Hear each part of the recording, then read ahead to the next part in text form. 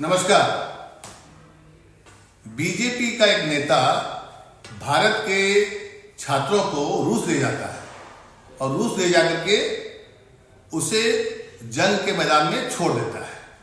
वैसे ले जाता है ये स्टूडेंट वीजा के नाम पर और वहां पर उसको जंग के मैदान में छोड़ दिया जाता है। जी हाँ, ये खबर अपने आप एक बहुत बड़ी खबर है, लेकिन मीडिया में इसकी चर्चा बहुत कम है। सीबीआई ने इस मामले की जांच शुरू की है और उसके रडार पर बीजेपी से जुड़ा हुआ एक पार्षद का बेटा का नाम सामने आया है। आपको हम बता दें कि इस खबर की पड़ताल की है Indian express, the Indian express.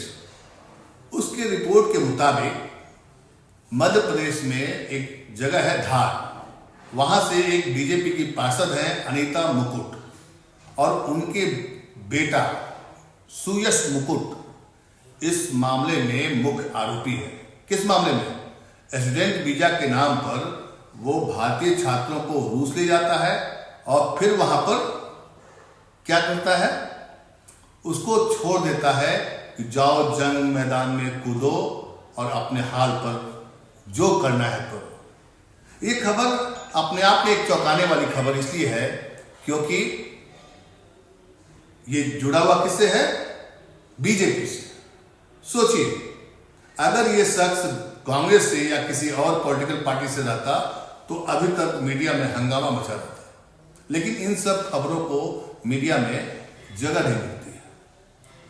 जो मुख्य आरोपी है सीबीआई ने चूंकि जांच शुरू की, चूंकि उसके पास खबर आई कि स्टूडेंट वीजा के नाम पर कई लोग इस धंधे में जुड़े हुए हैं, और जब इस बारे में अखबार ने जो रिपोर्ट छापी तो अखबार ने इस मामले की पूरी जांच पड़ताल की। जो कंपनी बनाया है बीजेपी के पार्षद का बेटा मुकुट, वो जो है फर्जी निकला।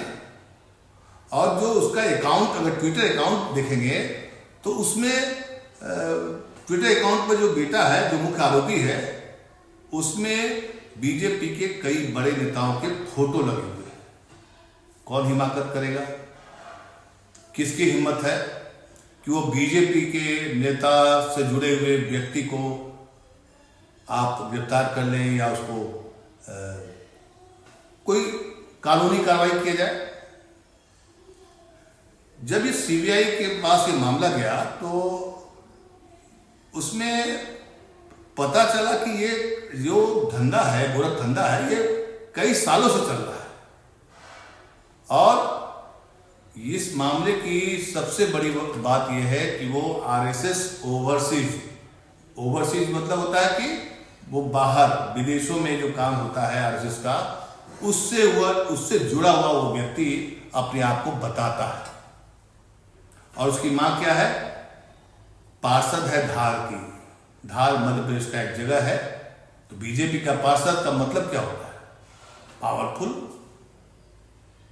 और अगर आप उसके सुयश मुकुट है, मुख्य जो आरोपी है सीबीआई का मुख्य आरोपी है, उसका अगर ट्विटर अकाउंट पर देखिएगा तो उसने अपने बायो में, जो बायोग्राफी लिखता है लोग, उसमें लिखा है कि वो आरएसएस ओवरसीज सर्विसेज का चेयरमैन और संस्थापक है।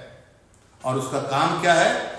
वो भारत के छात्रों को रूस में मेडिकल की पढ़ाई, bachelor medicine, bachelor of surgery, MBBS में दाखिला दिलाने में काम करता है, मदद करता है। ये उसका बायो है। ये है तो छोटा सा खबर, लेकिन आप सोचिए कि जो बच्चे विदेश जाकर फंस जाते हैं, उनको जंग के मैदान में छोड़ दिया जाता है, तो वो करते क्या होंगे? उनके माता पिता क्या सोचते होंगे?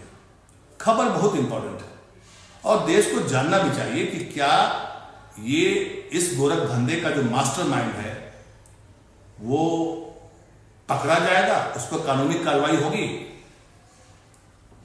सीबीआई ने कहा है कि उसको इस तरह का नेटवर्क का पता चला है जो कि नौकरी के बहाने लोगों को रूस ले जाता है और वहां की सेना की ओर से लड़ने, माने रूस की सेना की ओर से लड़ने के लिए यहाँ के बच्चों को ले जाया जा रहा है स्टूडेंट वीजा के नाम पर। और इसका मास्टरमाइंड है बीजेपी पार्षद का बेटा। और ये नेटवर्क देश के कई सूबों में फैला हुआ है और कई लोग इसमें फंसे हुए हैं, ये सीबीआई कह रही है। और अभी तक जो पता चला है सीबीआई को, उसके हिसाब से 180 छात्रों को रूस भेज चुका है और अधिकतर स्टूडेंट्स को स्टूडेंट वीजा के जरिए वहां पहुंचाया गया।